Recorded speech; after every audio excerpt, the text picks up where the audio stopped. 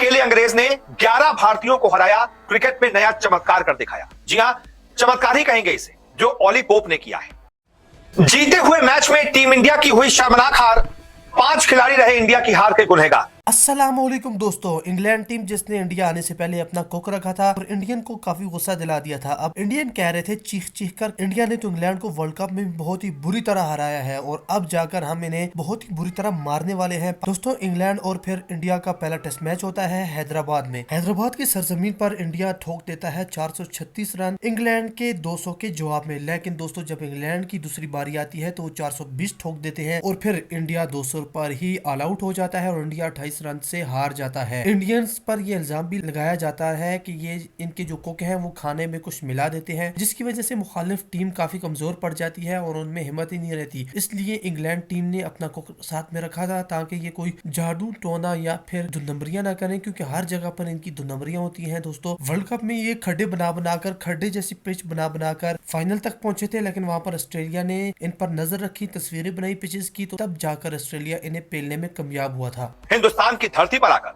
दूसरी पारी में अकेले 196 रन ठोक देना बहुत बड़ी बात थी। सोचिए, हमारे 11 मिलकर 196 नहीं बना पाए और सामने से एक अकेले ने 196 बना दिया। ये होती है बल्लेबाजी। इंडिया के बल्लेबाजों को उस खिलाड़ी से सीखने की जरूरत है कि यहां पर बल्लेबाजी कैसे होती है, नहीं तो हम ऐसे घर में शर्मसार नहीं होते। अपने ही घर पर कितनी शर्मनाक बात है कि सामने वाला एक खिलाड़ी, दूसरी पारी में बॉल टर्न हो रही थी, घूम रही थी, बाउंस हो रही थी, उस पिच पर उस खिलाड़ी ने हमारे गेंदबाजों को दौड़ा दौड़ा के मारा, 196 ठोक दिए और हमारे 11 के 11 मिलकर 196 नहीं बना पाए। 230 का टारगेट तो दूर की बात है, 196 ही बनाए थे, अकेले उसने आपसे ज्यादा बना दिया। लेकिन जितनी तारीफ की जाए ओली पोप की उतनी कम है।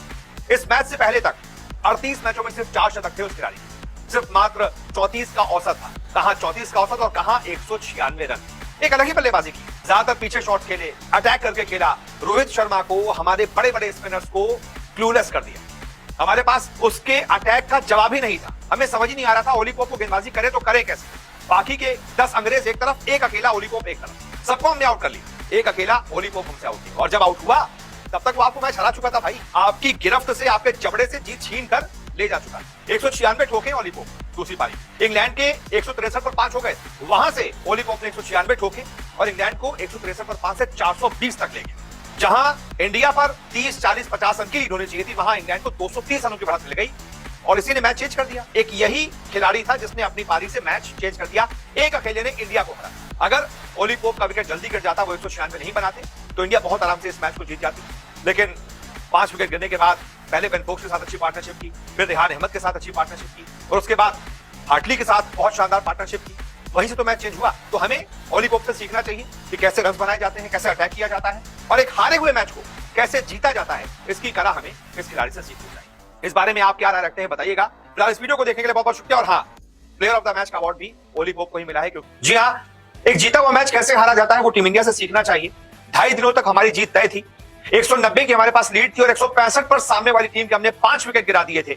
मुश्किल से 2 विकेट और गिराने थे, टेल उनकी शुरू हो जाती, लेकिन हमसे वो 2 ही विकेट नहीं गिरे और 2 विकेट जब तक गिरे तब तक उल्टा हमारे ऊपर 200 से ज्यादा रनों की लीड चढ़ चुकी थी। जीता हुआ मैच था। अगर किसी टीम ने, इंडिया ने खासतौर पर इंडिया में ही पहली पारी में 190 रनों की बढ़त ले ली है और सामने वालों के 5 विकेट 165 पर गिरा दिए, यानी कि आपकी जीत तय है। आप 2-3 विकेट जो बाकी के मेन बल्लेबाज के हैं, आप वो लीजिए, 50-60 रन खा लीजिए, 100 रन खा लीजिए। अगर इंडिया अगले 100 रन के अंदर भी सामने वाली टीम के बाकी के विकेट गिरा देती तो हमें मुश्किल से 50 रन बनाने होते जीतने के लिए, 100 बनाने होते। लेकिन जब तक हमने विकेट गिराए तब तक वो हमारे ऊपर 230 रनों की लीड चढ़ा चुके थे। तो ऐसे जीते हुए मैच में अगर हमारी हार हुई है तो उसके कौन कौन से जिम्मेदार हैं, इस पर बात कर लेते हैं। लेकिन सभी जिम्मेदारों पर बात हो उससे पहले एक बार मैं आपको पूरे मैच का सूरत हाल बता देता हूं। इंग्लैंड ने इस मैच में पहले बल्लेबाजी की थी, टॉस जीतकर 246 बनाए थे। इंडिया की तरफ से गजब की गेंदबाजी हुई थी, 3-3 विकेट जड्डू और अश्विन को मिले थे। फिर इंडिया ने पहली पारी में अच्छी बल्लेबाजी की थी, 436 रन बनाए थे। शानदार बल्लेबाजी जड्डू, केएल राहुल और यशस्वी की तरफ से हुई थी। तीनों ने 87, 86, 80 बनाए थे और उसके बाद दूसरी पारी में इंग्लैंड ने ठोक दिए 420 रन, 165 पर 5 से 420 रन ठोक दिए। ओली पोप बेस्ट बैटर रहे, 196 ठोके। इंडिया की तरफ से 4 विकेट बुमराह ने लिए, अश्विन ने 3 विकेट लिए और उसके बाद हमारी जो दूसरी पारी है 231 रन हमें चाहिए थे और हमारे जो 5 बल्लेबाज ना, जो बड़े बड़े 5 बल्लेबाज या फिर यूं कहें, जैसे ही श्रेयस अय्यर का विकेट गिरा, 119 उस समय स्कोर था इंडिया का, तब भी लगभग हमें 112 रन के आसपास की दरकार थी। लेकिन वहां पर श्रेयस अय्यर जैसे ही 119 पर आउट हुए, इंडिया की हार वहीं तय हो गई थी, क्योंकि सभी मेन बल्लेबाज सब तक आउट हो चुके थे। अक्षर पटेल को ऊपर भेजा गया था।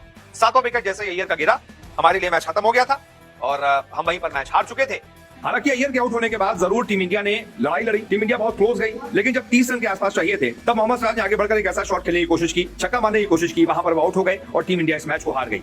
तो एक तरीके से बहुत सारे जिम्मेदार रहे हैं इस मैच में हमारी हार के, लेकिन असली में कौन कौन रहा एक एक करके मैं आपको बताता हूं। सबसे पहले गुनेगार तो रहेंगे हमारे बल्लेबाज, जिसमें से सबसे पहले तो है शुभमन गिल, क्योंकि दोनों पारियों में ही वो फ्लॉप रहे। पहली पारी में 23 बनाए, दूसरी पारी में 0। तो सबसे पहले हमारे हार के गुनेगार शुभमन गिल। उसके बाद दूसरे गुनेगार खुद कप्तान रोहित शर्मा। भाई आपको 40-24 बनाने के लिए टीम में नहीं रखा गया है। पहली पारी में आपने 24 बनाए, दूसरी पारी में आपने लगभग 39-40 रन बनाए। तो आप इतना बनाएंगे तो भाई आप टीम में रहना डिजर्व नहीं करते हैं, आप भी एक जिम्मेदार हैं हार के। उसके बाद तीसरे गुनेगार श्रेयस अय्यर। पहली पारी में 35 बनाकर आउट हो गए और दूसरी पारी में जब सबसे ज्यादा जरूरत थी तब 13 बनाकर आउट हो गए। इसके बाद आ जाते हैं चौथे गुनेगार पर। मुझे लगता है चौथे गुनेगार अक्षर पटेल रहेंगे। हालांकि पहली पारी में 44 रन बनाए, लेकिन जब आई बात बॉलिंग की तो पहली पारी में ज्यादा विकेट नहीं ले पाए, सिर्फ 2 ही विकेट उनको मिले। और उसके बाद दूसरी पारी में बल्लेबाजी में उनको ऊपर भेजा गया था, रन बनाते तो अच्छा रहता, लेकिन यहाँ पर वो फेल हो गए, 17 बनाकर आउट हो गए। तो इस वजह से अक्षर पटेल जो है वो चौथे गुनेगार रहेंगे। उसके बाद पांचवें गुनेगार हमारे जितने भी गेंदबाज है ना, मैं उनको कहूंगा, क्योंकि अगर आप 163 पर 5 से 420 बनवा देते हैं तो आप सभी जिम्मेदार हैं। फिर चाहे वो अश्विन हो जिन्होंने 126 रन दिए, फिर चाहे वो जडेजा हो जिन्होंने 131 रन दे दिए, अक्षर पटेल 16 ओवर में ही 74 रन दे दिए। तो ये हमारे स्पिनर्स है ना, जो